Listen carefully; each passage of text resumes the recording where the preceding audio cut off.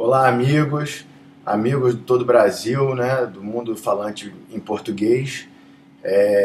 Nós estamos aqui direto do Canadá, do extremo norte do mundo, do Atlântico Norte, né, que está em plena crise, né, crise nuclear no Atlântico Norte, né, uma nova ameaça nuclear.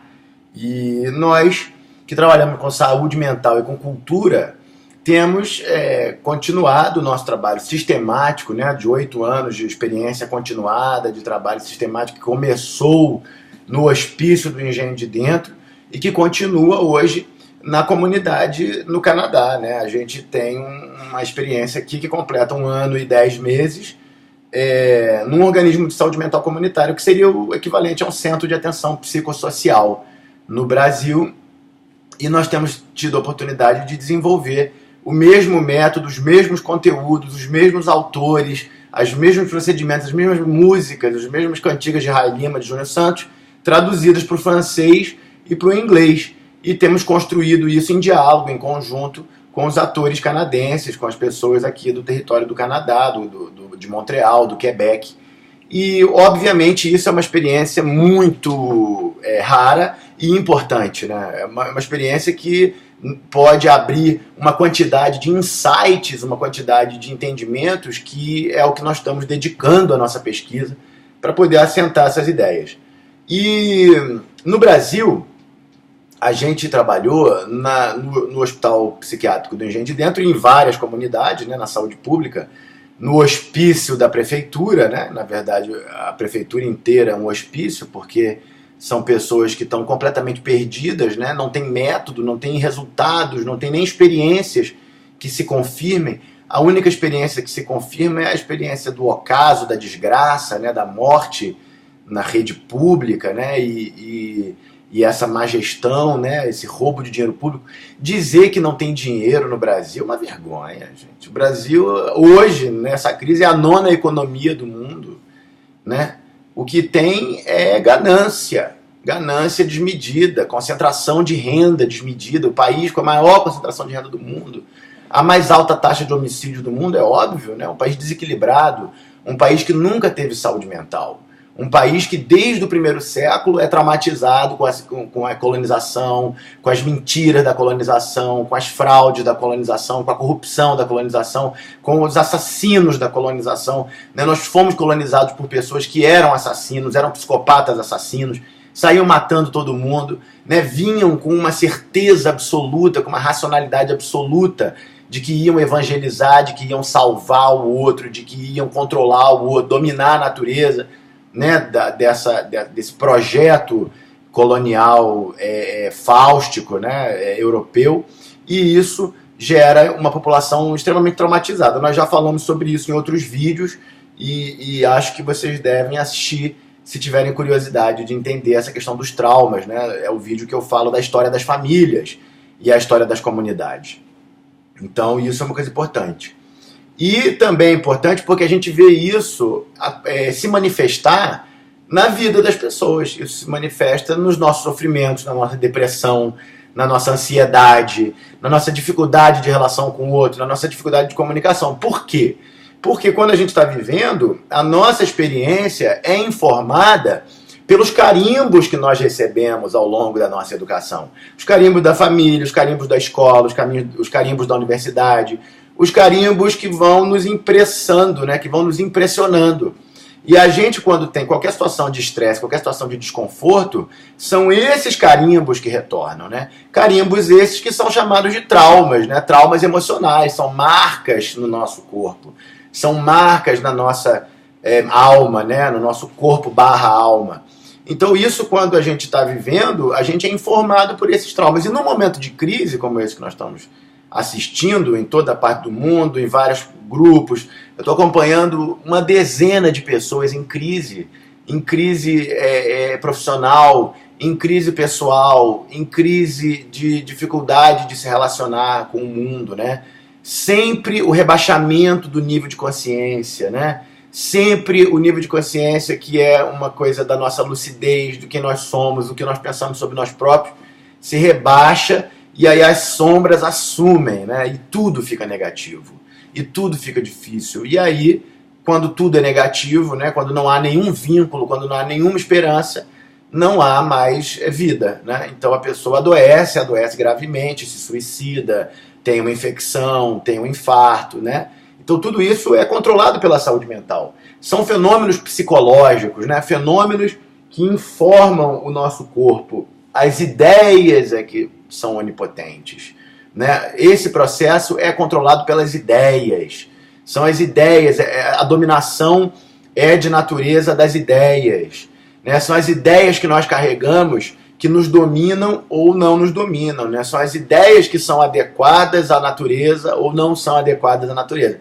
Se a gente tiver ideias que são adequadas à natureza, nós vamos nos melhorar e atuar de forma eficiente e de forma sustentável, de forma responsável. Se as ideias que nós temos não são adequadas à natureza, nós vamos colidir com a natureza, colidir com a nossa própria natureza, colidir com a natureza do outro, colidir com a natureza que está no nosso entorno, colidir com a natureza dos animais. Então tudo isso vai nos dizer muito profundamente sobre essa questão ideológica, né? E como o nosso mundo está dominado por ideologias caducas, ideologias corruptas, ideologias que não têm validade nenhuma, mas que são sustentadas na base do marketing. Então é preciso refletir sobre essa questão, né, ideológica, essa questão da natureza ideológica. E na questão da saúde mental, o que nós vemos é que no Brasil nós temos uma manifestação psíquica, né, uma manifestação psicológica mais violenta, mais corporal. Então nós somos mais dionisíacos, tanto no prazer quanto na dor. Então a taxa de homicídio é muito alta, as pessoas resolvem na bala, no tiro, na faca, resolvem nessa ilusão que está dominando o nosso país de eliminação do outro, né? Eliminar o outro. Né? É o coxinha e o petralha, o preto e o branco, o gay e o hétero. E isso é muito ruim, porque isso não existe. Né? Nós nunca resolvemos nada com essa maneira de eliminação. A gente sempre resolveu através do diálogo. O Hipócrates, que é o pai fundador da medicina ocidental, né, da medicina grega, ele fala: a loucura é causada pela ganância. Né? Isso é o tratado aqui, inclusive.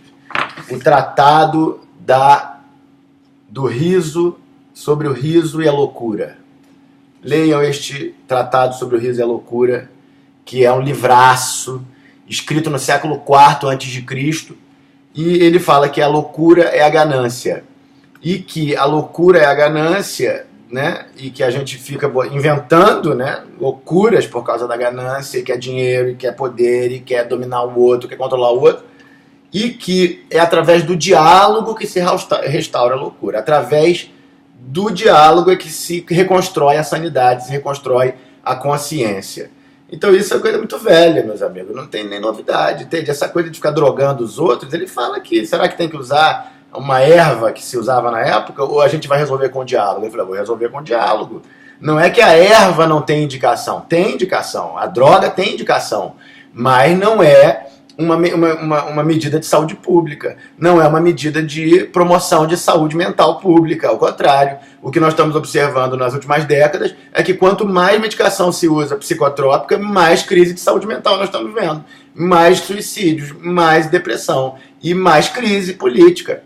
Então, né, o Einstein, né, o velho Einstein dizia: a insanidade é repetir de novo e de novo o procedimento que causa o problema, achando que é a solução. Entende? Então nós estamos presos nesse sistema. E nós no Brasil estamos roubados, porque é uma loucura violenta, é uma loucura física, é uma loucura de homicídios, né, e ataques. Então é preciso realmente frear o que está fazendo para poder refletir sobre a questão da saúde mental e a questão da ideologia, né? Porque a saúde mental é ideologia, é o conceito que você tem na cabeça sobre você próprio, sobre o mundo, sobre o que você está fazendo com os outros, com a sua família.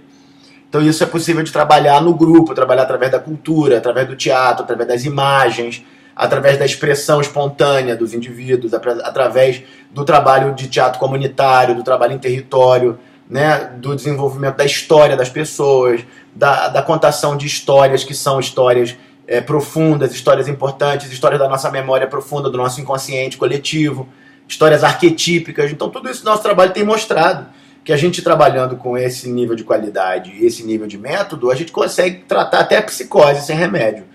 Em 1 ano e meio, 2 anos de treinamento, mas dá para fazer, entende?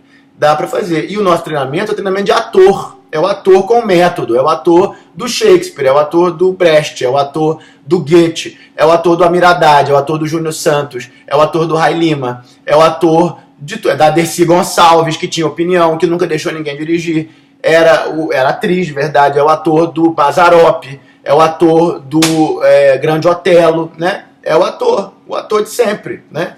Não é o garoto propaganda, não é o bonitinho mais ordinário, o belo mais desonesto.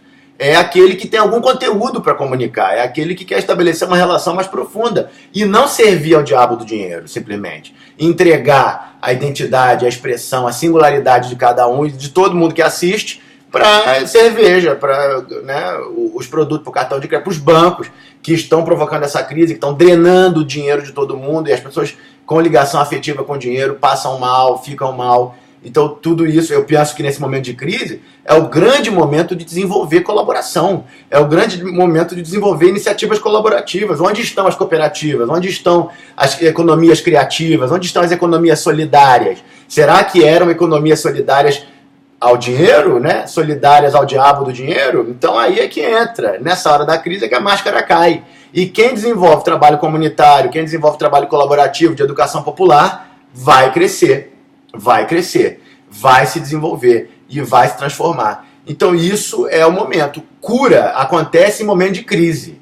Em momento estável é muito difícil de ter cura, porque o estável não muda. Mas na crise, cura. Na crise, transforma. Então é um momento de transformação, é um momento de novas ideias, é um momento de novas práticas. E isso para nós que temos trabalhado com pesquisa em medicina, em imunologia, em biologia há 15 anos, sabendo que nós trabalhamos com Nelson Vaz, com Humberto Maturana, sabemos que tem uma revolução científica em curso, tem uma revolução científica da biologia em curso, então para nós isso é grande esperança. Isso é momento de grande esperança. A gente acha que tem uma transformação cósmica acontecendo, tem uma transformação paradigmática da ciência. Esse mundo construído pela ciência cartesiana da matemática está ruindo, né? Nós não vamos mais poder decidir o nosso destino fazendo cálculos. Não vamos mais. Nós vamos ter que olhar a nossa história, compreender a nossa história, saber de onde nós viemos, quais são os nossos traumas, para aí sim a gente avançar.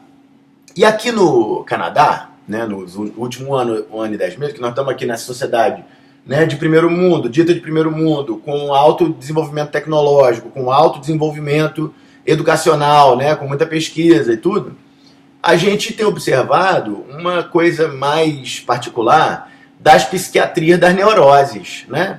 Do tratamento da cura psíquica das neuroses, né? Então, os nossos atores aqui no Canadá, todos eles falam várias línguas, pelo menos francês e inglês, todos eles foram para a escola, foram para a faculdade, têm mestrado, né? Então a gente começa a observar uma outra manifestação psicológica, uma outra maneira. E o velho Freud é rei, né?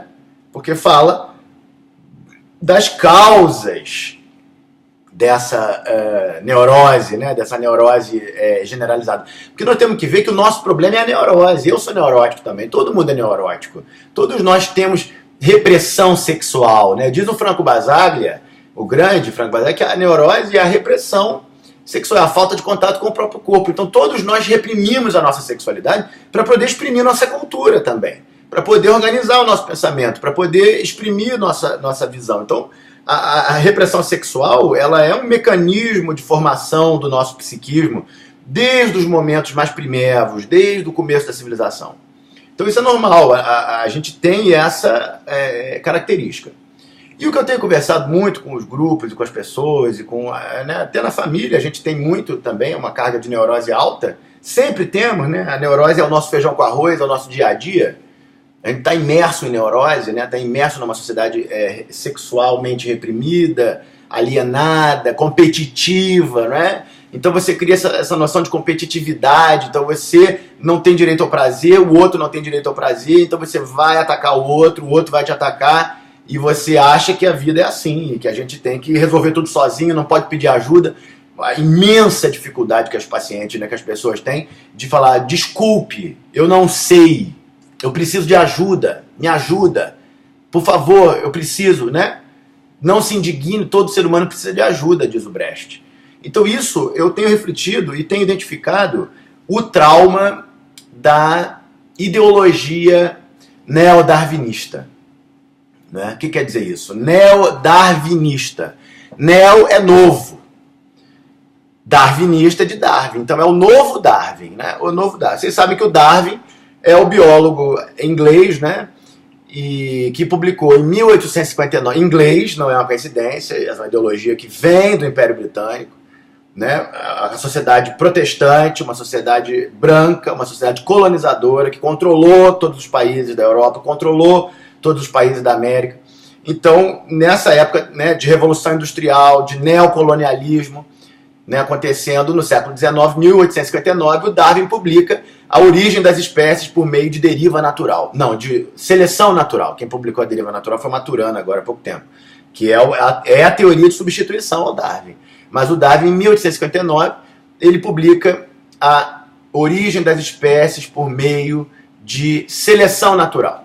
Então, o Darwin, eu li a autobiografia do Darwin, ele fala, eu li o Thomas Malthus, lembra do Thomas Malthus, lá do 2º grau, que ele falava, a população expande em progressão geométrica e vai expandindo cada vez mais e mais e mais e mais. Então vai ter disputa pelos recursos naturais, vai ter disputa pelos recursos hídricos, vai ter disputa pela comida, vai ter miséria, vai ter homossexualidade por causa do excesso de população. Isso tudo são teorias malthusianas.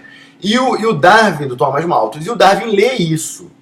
E ele que tinha acabado de fazer a viagem, né, pelo hemisfério sul, coletando espécies e vendo que uma espécie é ligada com a outra, que o dente de um pássaro é ligado com o dente de outro pássaro, que a pata de um lagarto é ligado com a pata de outro lagarto, que a nossa mão é parecida com a pata de uma baleia, com a nadadeira de uma baleia, que nós temos as características todas de um macaco, né, de um chimpanzé, e tudo né? Então isso vai mostrando para nós que é uma evidência de evolução. Nós estamos evoluindo, a gente vem um do outro.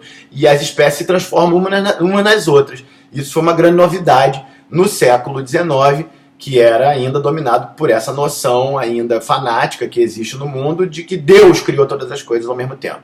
E isso é contrariado fortemente pelos fósseis, né? Pelas evidências fósseis, pelos antigos pedaços de bichos e animais e homens que vão mostrando que tem uma linha de continuidade, que tem uma continuidade entre as espécies e isso faz uma evolução. Mas como ele leu o Malthus, ele fala, a gente evolui por meio de competição. A gente só evolui por meio de competição. É a competição que dá a mola propulsora dessa civilização. E aí, isso é uma coisa disseminada, né? Ele coloca a competição como mola propulsora da biologia. Aí fudeu, entende? Aí não tem mais nada, não sobra mais nada. Todas as plantas, todos os insetos, todos os animais, todos os homens, toda a sociedade está competindo um contra o outro, isolados uns dos outros, sendo um melhor do que o outro, um pior, superior, inferior, mundo de desgraças e guerras e violências, e isso vem já dentro da tradição patriarcal. Mas no século XIX, isso assumiu uma característica global, uma característica total, entende? Isso é uma radicalização. E conversando com as nossas pessoas, conversando com os nossos grupos, conosco mesmo, a gente vê que essa ideologia de competição está instalada dentro de nós. Entende? Esse sentimento de que eu estou sozinho e que eu tenho que me resolver sozinho está instalado dentro de nós, que eu não posso pedir ajuda, que eu não posso contar com o outro, que eu não tenho solidariedade do outro, está instalado dentro de nós. E isso não é verdade, entende? Nos últimos 3 milhões de anos de espécie humana, nós sempre cooperamos. Nos últimos 30 mil anos de história matriarcal documentada, eram as mulheres que controlavam a tolerância. Era uma sociedade mais tolerante, mais harmônica, tribal, coletiva, que cooperava. Então isso não é verdade, né? Quando a gente vai observar os fenômenos imunológicos, por exemplo, onde nós temos 100 trilhões de bactérias só no intestino, 700 espécies de bactéria na boca, né? 2 milhões de bactérias por centímetro de pele, e dentro de cada célula nossa tem uma bactéria que é uma mitocôndria. Entende? Então que história é essa de que a gente está sendo atacado e que está sob ataque? Não é nada disso. O professor Nelson Vaz há 40 anos publica sobre isso, mostrando com as evidências imunológicas que o sistema imune assimila, né, que o sistema imune mantém a conectividade do organismo. O professor Aaron Cohen, no Instituto Weizmann, publica sobre isso há 40 anos. O professor Nils Yerne ganhou O Prêmio Nobel de Medicina e Imunologia, em 1984, com essa ideia de que os anticorpos, né, os elementos do sistema imunológico, são uma rede que se autoconecta, a rede idiotípica dos anticorpos. Então, isso é um paradigma científico revolucionário, né? É um paradigma científico que revoluciona. E o Maturana, o professor Humberto Maturana, e o professor Jorge Podoses, né, foram as pessoas que tiveram a posição no processo histórico de construção dessa nova biologia, dessa nova medicina, de propor uma nova síntese evolucionária, uma nova síntese da teoria da evolução. Então ele vai publicar em 1992, no Chile, em Santiago, Humberto Maturana e Jorge Podoses, uma teoria importante que foi conhecida como origem das espécies por meio de deriva natural. Então a gente assume que nós estamos conectados uns nos outros, que nós somos parte de um mesmo organismo, que a biosfera inteira é um organismo só, e que nós estamos no mesmo barco, nós somos o mesmo barco. Que nós não temos opção, nós estamos destruindo o planeta, entrando em crise, todo mundo fudido, saúde mental pirada, as famílias piradas, por causa disso. Porque a gente não desenvolveu uma compreensão de organismo, a gente não desenvolveu uma compreensão do que é um organismo, uma biosfera, um ecossistema, uma sociedade, uma cultura, uma vida, né, uma vida biológica. Então, na biologia nunca teve individualidade. Nunca fomos indivíduos, nós somos uma colônia de bactérias. Nós estamos misturados com as bactérias no solo, com as bactérias no ar, estamos misturados na nossa dieta. Tudo isso está o tempo inteiro se modulando, se construindo epigeneticamente, né? Esse pensamento neodarwinista, além da ideia de competição na biologia que trouxe, foi justamente chamado neodarwinista, porque ele ainda insere a ideia de determinismo genético, né? De que você é determinado pela sua herança, pelos genes que você tem. Foi isso que deu a base científica do nazismo. Foi isso que deu a base científica do Holocausto. É isso que dá a base científica do genocídio no Brasil, porque o genocídio no Brasil é de pretos, pobres, indígenas, mestiços, né? Populações mediterrâneas, populações mestiças, populações judaicas, populações árabes, né? Esse é o genocídio do nosso país. É o genocídio da Santa Inquisição, que queimou índios, queimou pretos, queimou judeus, queimou árabes, queimou bruxas, queimou 9 milhões de mulheres. Então essa ideologia, ela se transforma, ela não acaba, ela se transforma em genética, nessa ideia de determinismo genético, de que você é determinado pelo seu gene, que você compete, que os genes são a melhor coisa que podem acontecer na sua, o organismo evolui porque nós estamos disseminando nossos genes, os genes egoístas, né? Não é isso que o Richard Dawkins publicou? E essa mídia bota aí, ó, como se fosse, entende? Como se fosse o último grito. E não é o último grito é o Yerne, ganhou o prêmio Nobel em 84, é a Barbara McClintock, ganhou o prêmio Nobel em 83, as pessoas que estão falando de epigenética, o Conrad Waddington, na década de 40, falava de epigenética, que é hoje a fronteira da pesquisa em biologia e medicina, né? Então isso tudo vai mostrando para nós que tem caminhos, meus amigos, tem caminhos para se desenvolver, se fizer pesquisa de forma responsável, se compreender o que lê, entende? Porque está publicado há 2.400 anos. Entende? Essa é a questão, é compreensão, é a reforma da inteligência, é compreender o que fala, é conhecimento, é memória. E aí entra a questão da cultura. E entra a questão de compreender essas ideologias que traumatizaram a gente, que traumatizaram as nossas famílias, que botam essa competição no seio da família, que botam essa competição no seio da comunidade, que botam essa competição no seio das relações. Marido e mulher compete pra caramba, né? Nos momentos em que o amor começa a enfraquecer, né? Porque o amor é um sentimento que funda a humanidade. E onde há amor não há competição. O amor é a aceitação da legitimidade do outro. É a compreensão das diferenças do outro. É você saber que o outro é você e você é o outro. Então isso é que é o amor. Então se você tem amor, você não compete.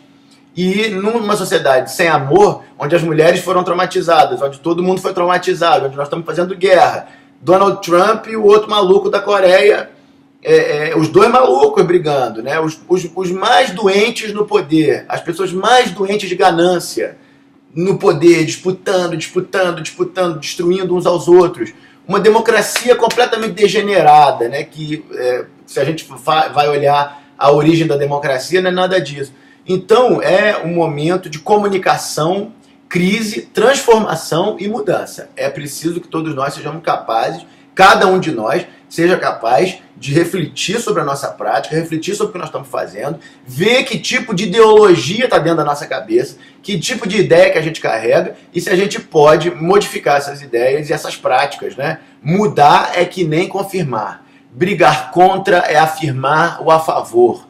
Abaixo o rei, somos contra o rei ou somos contra o Temer, equivale a dizer viva o rei, somos a favor do rei. Quem quer mudar, faz diferente. Pratica a mudança que quer no mundo, criando a cultura viva, diária, cotidiana, das modificações, das práticas e ideias. Por que competir se podemos cooperar? Por que repetir quando devemos criar? Amo amar. Amo amar. Salve Edu Viola. Muito obrigado, meus amigos. Essa comunicação que eu queria fazer, que eu acho que a pesquisa evoluiu mais um pouco. A gente conseguiu identificar, mais uma vez, essa questão da competição da ideologia neodarwinista. Isso é questão pública, urgente, importantíssima. Tá bom, meus irmãos? Um abraço para vocês.